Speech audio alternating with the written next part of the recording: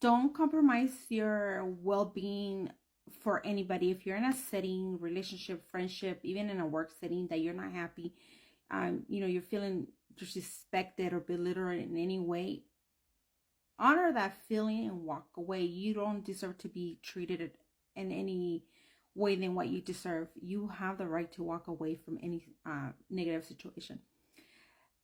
So I worked at a physical therapy a couple years ago. I absolutely loved it. I met the most amazing people, but the executive didn't like me. He was just, an older gentleman, and he valued people based on their education. So the higher education, the better he treated you. I was going at the school at the time, but I'm very private and a work setting. I don't share much. But I knew about how he was. I didn't let that affect me.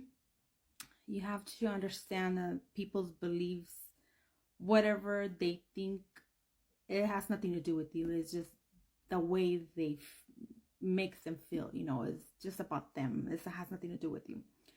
So it's time for my annual review, and I had an annual review with the manager, and I wasn't given a raise or anything. He said he was going to get back to me, and one day he went over to the office. He told me he was going to be, going over the evaluation, whatever. He didn't say anything to me that day.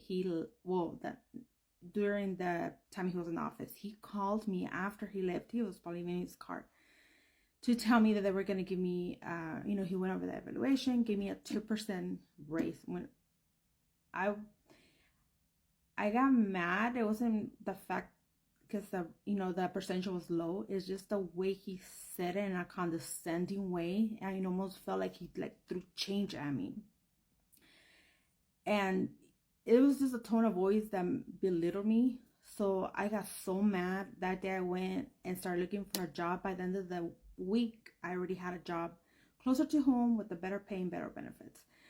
So with that being said, don't settle for less.